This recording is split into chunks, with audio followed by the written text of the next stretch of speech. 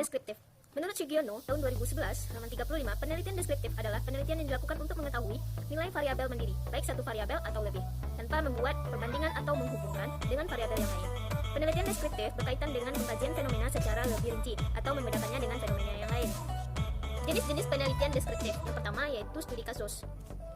Studi kasus adalah metode penelitian deskriptif untuk menjawab permasalahan pendidikan yang mendalam dan komprehensif dengan melibatkan subjek penelitian yang terbatas sesuai dengan jenis kasus yang diselidiki. Subjek penelitian dalam studi kasus ini yaitu bisa individu, kelompok, lembaga, atau golongan masyarakat tertentu. Karakteristik metode penelitian studi kasus. Yang pertama, studi kasus hanya melibatkan subjek penelitian tertentu. Yang kedua, masalah yang diteliti dengan menggunakan studi kasus sangat mendalam. Yang ketiga, data pada penelitian studi kasus bersifat kualitatif. Jenis penelitian deskriptif yang kedua yaitu ada survei. Survei adalah metode penelitian deskriptif untuk memperoleh dan memaparkan data dari gejala-gejala yang ada serta menemukan keterangan faktual tentang berbagai permasalahan yang berhubungan dengan pendidikan. Karakteristik survei ada 3. Yang pertama, metode survei biasanya melibatkan responden atau populasi sebagai sumber data yang banyak bahkan tak terhingga. Oleh karena itu, untuk menghasilkan data yang akurat, pengambilan anggota sampel penelitian harus dilakukan secara akurat, baik ditinjau dari teknik pengambilannya maupun jumlah anggota sampelnya itu sendiri. Yang kedua, masalah yang dikaji melalui survei berkaitan dengan opini atau pendapat responden tentang sesuatu. Dengan demikian, pertanyaan-pertanyaan penelitian bersifat sederhana dan terbatas. Ketiga, metode penelitian survei cenderung bersifat kuantitatif deskriptif. Korelasi adalah penelitian deskriptif untuk mencari hubungan antara dua faktor pada sekelompok subjek penelitian. Penelitian deskriptif korelasi hanya ingin mendeskripsikan bagaimana hubungan atau keterkaitan antara dua atau lebih variabel, misalnya apakah ada hubungan atau keterkaitan antara kebiasaan membaca buku dengan proses belajar sekolah. Selanjutnya, karakteristik penelitian korelasi yang pertama itu melibatkan satu kelompok subjek penelitian yang banyak. Oleh karenanya, penelitian korelasi adalah penelitian yang berhubungan dengan populasi dan sampel penelitian. Selanjutnya yaitu data penelitian korelasi bersifat data kuantitatif. Oleh karenanya, analisis yang digunakan adalah analisis statistik. Selanjutnya, poin ketiga yaitu walaupun penelitian korelasi berhubungan dengan dua atau lebih variabel, akan tetapi fungsi dan kedudukan variabel itu tidak sama dengan tradisi metode Enspritman. Selanjutnya yaitu studi perbandingan.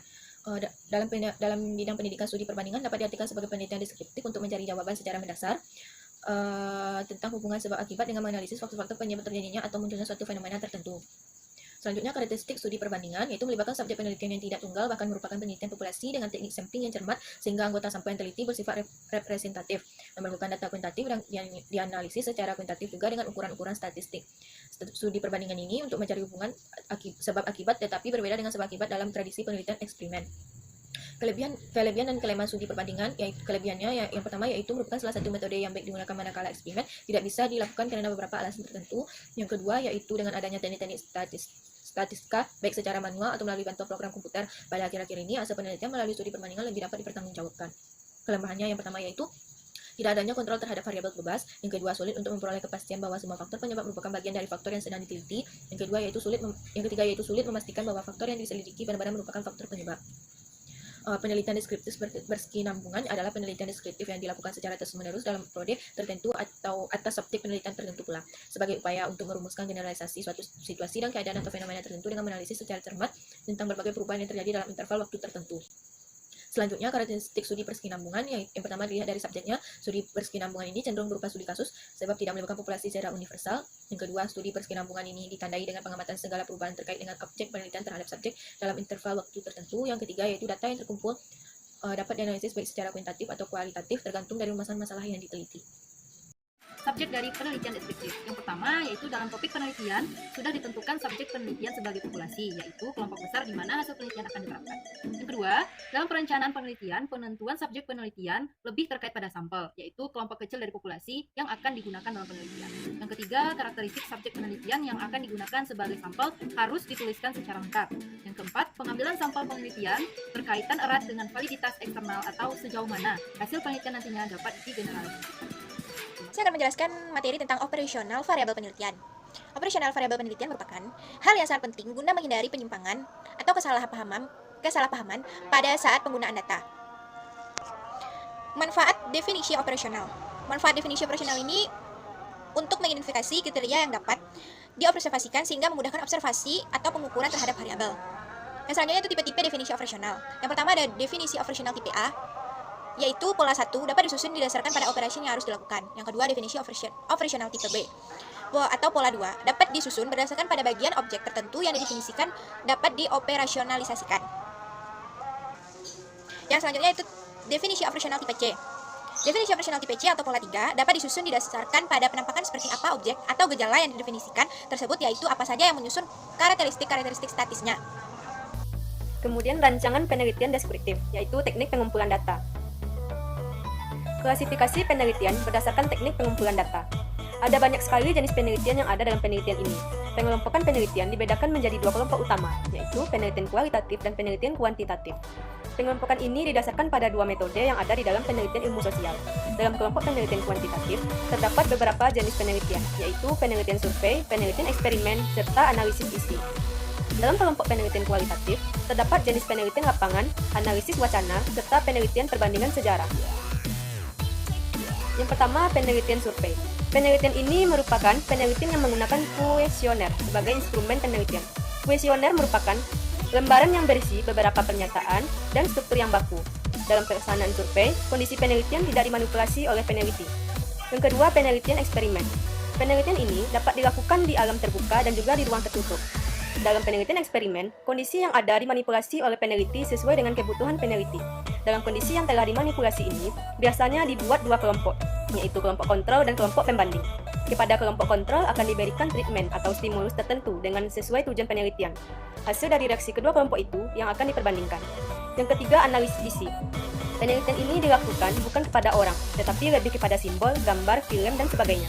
Pada material yang dianalisis, misalnya surat kabar, dihitung berapa kali tulisan tentang topik tertentu muncul, lalu dengan alat bantu statistik dihitung. Yang keempat, penelitian lapangan. Penelitian ini bisa dimulai dengan perumusan permasalahan yang tidak terlalu baku. Instrumen yang sering digunakan hanya berisi tentang pedoman wawancara. Pedoman wawancara ini dapat berkembang sesuai dengan kondisi yang ada di lapangan. Kemudian analisis wacana. Penelitian ini serupa dengan analisis wacana, hanya saja bukan frekuensi tampilan dari topik tertentu yang dipilih dalam material yang sudah ditentukan, tetapi lebih jauh mengaitkan topik tersebut pada setting atau kondisi yang muncul bersamaan atau melatar belakangi topik tersebut. Yang keenam, perbandingan sejarah. Penelitian ini bertujuan mengumpulkan data dan menjelaskan aspek-aspek kehidupan sosial yang terjadi di masa lalu. Penelitian ini sebaiknya difokuskan pada satu periode sejarah, beberapa kebudayaan berbeda, atau juga kombinasi antara periode sejarah dan kebudayaan yang berbeda. Kemudian teknik pengumpulan data. Teknik pengumpulan data merupakan langkah yang paling strategis dalam penelitian, karena tujuan utama dari penelitian adalah mendapatkan data. Tanpa mengetahui teknik pengumpulan data, maka penelitian tidak akan mendapatkan data yang memenuhi standar data yang ditetapkan. Dalam penelitian kualitatif, pengumpulan data dilakukan pada natural setting atau kondisi yang alamiah, dan teknik pengumpulan data lebih banyak pada wawancara dan dokumentasi. A. Observasi. Observasi yaitu cara pengambilan data dengan menggunakan mata tanpa ada pertolongan alat standar lain untuk keperluan tersebut. Penelitian langsung melakukan peninjauan dan pengamatan secara langsung ke lokasi penelitian, mulai dari proses pemotongan kain sampai barang tersebut siap untuk dipasarkan. Hal ini dimaksudkan untuk memperoleh data dalam penelitian lapangan. B. Wawancara mendalam atau in-depth interview. Wawancara adalah bentuk komunikasi antara dua orang yang melibatkan seseorang yang ingin memperoleh informasi dari seseorang lainnya dengan mengajukan pertanyaan berdasarkan tujuan tertentu. Dalam melakukan wawancara mendalam, peneliti membuat daftar pertanyaan dan dijabarkan secara konkret dalam kalimatnya dan juga disesuaikan dengan konteks aktual saat wawancara berlangsung. C. Dokumentasi. Studi dokumentasi adalah teknik pengumpulan data dengan mempelajari catatan-catatan mengenai data pribadi informasi. Peneliti menganalisis data-data yang diperoleh dari informan. Hasil pencatatan yang dilakukan peneliti. Dokumentasi dilakukan dengan cara pengumpulan beberapa informasi pengetahuan, fakta, dan data-data. Data yang diperoleh berupa catatan, foto kegiatan penelitian, dan tulisan ilmiah yang berhubungan dengan penelitian.